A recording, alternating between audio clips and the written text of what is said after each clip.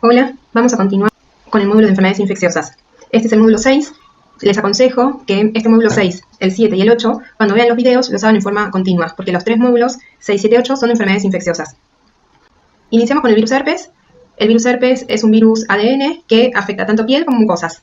El huésped es el hombre y sabemos que en una primera infección, que se denominan primoinfecciones, luego el virus queda en forma de latente, de manera en forma de inclusiones intranucleares en las células que fueron infectadas a nivel de los ganglios. Pueden ser a nivel de ganglios del cuello, en el caso de las herpes labiales, o a nivel sacro, en el caso de los herpes genitales.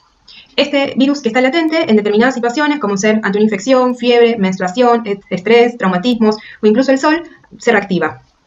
Esa es la evolución que tienen los herpes. Saben que hay dos tipos, el 1 y el 2. El 1 estuvo más relacionado con infecciones faciales, el herpes labial, y el 2 el genital, pero se sabe ya ahora que hay superposición y uno puede encontrar el tipo 2 a nivel labial y el 1 a nivel genital. ¿Cómo no se contagia? Por la inoculación directa a través de las secreciones infectadas, ¿sí? Las primoinfecciones pueden ser o una gingivoestomatitis herpética, si es una primoinfección labial, o una infección primaria genital.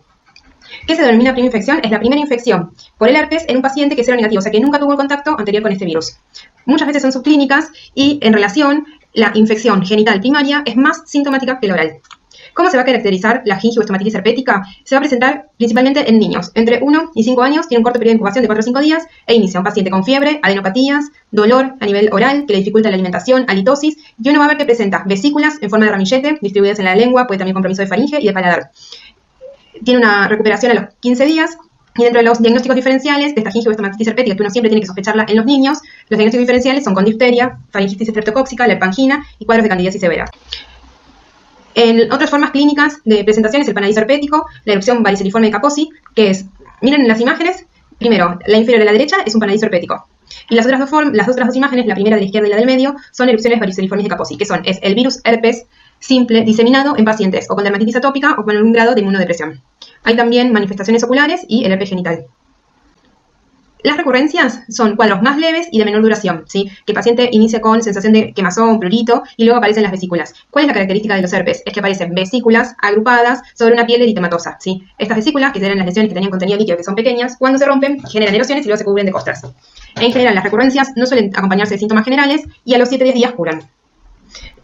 La recurrencia del herpes genital en los hombres es más frecuente en glande y cuerpo de pene y en la mujer en labios mayores, menores, vagina o cervix.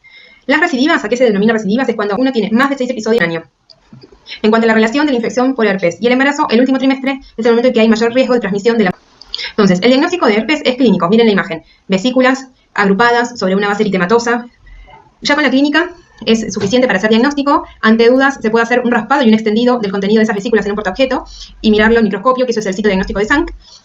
Y donde uno ve los incisos virales y otros estudios que puede hacerse de serologías, PCR, Western blot o incluso una biopsia y ver la histología.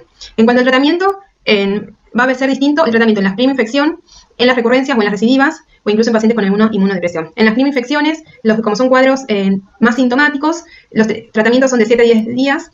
En el caso de la ciclovir son 400 miligramos de 3 a 5 veces por día por 7 a 10 días. En el caso de la supresión, se da aciclovir 2 veces por día. En principio a veces son hasta 6 meses y uno evalúa cómo está el paciente, cuántos episodios va teniendo. Y en el caso de las recurrencias, el aciclovir se da igual que la primoinfección, 400 miligramos de 3 a 5 veces, pero por 5 días, porque como yo les decía, eran cuadros más leves y menos sintomáticos. En pacientes con algún tipo de inmunodeficiencia se administra aciclovir endovenoso. El virus de la varicela zoster también es un virus ADN que la primoinfección, o sea que el primer contacto de una persona con ese virus es la varicela. La varicela se transmite por contacto directo a través del aerolizado de las líquidas de las vesículas o a través de secreciones respiratorias. ¿Cuándo es el periodo de contagio? Días antes de la erupción y hasta que las lesiones están en estadio de costra. Es más frecuente en los chicos menores de años y tiene un periodo de incubación que en promedio son 15 días, luego pródromos como fiebre, astenia, mialgias, y posteriormente comienza con un exantema que se llama polimorfo porque vamos a ver distintas lesiones durante los brotes. Este exantema es centrípeto también y es muy pruriginoso. ¿Y qué pasa? Uno inicia con vesículas rodeadas de un halo eritematoso, que la distribución, como les dije, es centrípeto y cefalocaudal.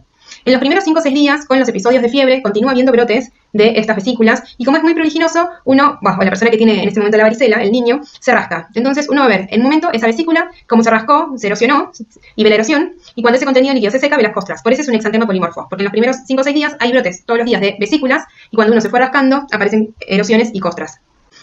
Puede ser que sean formas monomorfas, que en general son en pacientes con baja inmunidad.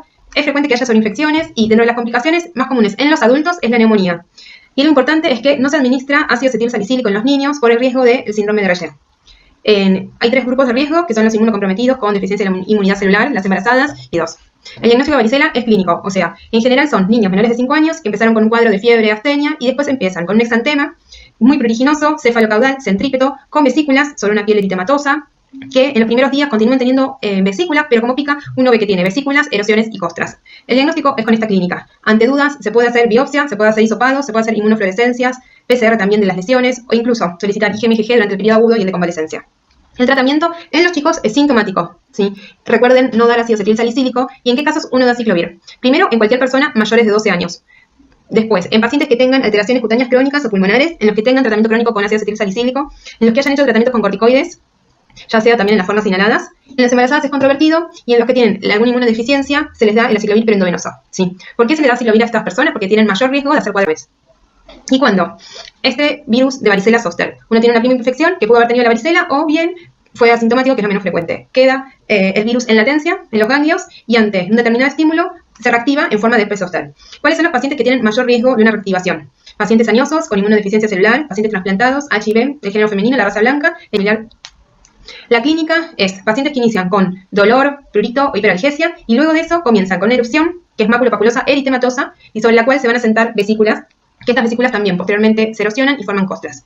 Lo más frecuente es el compromiso del dermatoma torácico y luego en frecuencia es el compromiso de la rama oftálmica del trigémino. En pacientes inmunocomprometidos tienen mayor riesgo de lesiones diseminadas, severas y duración más prolongada. La neuralgia postherpética es la complicación que uno puede llegar a presentar con mayor frecuencia, se da más en edades avanzadas o en lesiones más extensas. Hay otras complicaciones. El diagnóstico también de herpes zóster es clínico, es ver las vesículas agrupadas siguiendo un dermatoma y puede hacerse también otros estudios. ¿Por qué uno puede dar tratamiento? Se da tratamiento para disminuir la duración y las lesiones nuevas y el dolor agudo. Algo importante es que el tratamiento debe iniciarse antes de las 72 horas y no disminuye la incidencia de neuralgia. La dosis de aciclovir es 800 miligramos 5 veces al día por 7 a 10 días. En inmunodeprimidos o con síntomas neurológicos el aciclovir es endovenoso de 10 miligramos kilo. Bueno, ahora el virus papiloma humano, que es el HPV, ¿sí? En forma vulgar todos decimos verrugas. Las verrugas, el virus que las genera es el HPV, ¿sí? Hay muchísimos tipos de HPV.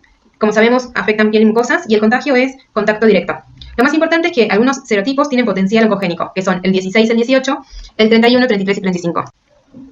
Hay distintas presentaciones de verrugas. Recuerden que son lesiones queratóceas exofíticas y las verrugas de los pliegues o de las zonas húmedas son las que se denominan condilomas acuminados.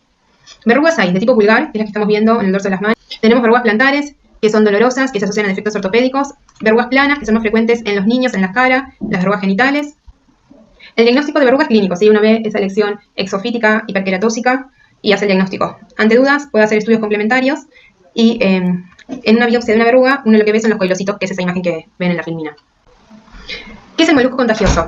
El molusco contagioso también es un virus, que es el postvirus, que afecta con mayor frecuencia a los niños por contacto directo con las lesiones. También puede afectar en los adultos y en general en los adultos se asocia a transmisión sexual, aunque hay que descartar que no tengan algún grado de inmunodepresión. Y las lesiones se ven como, miren bien las fotos, son pápulas muy pequeñas, milimétricas, transparentes, hemisféricas y umbilicadas.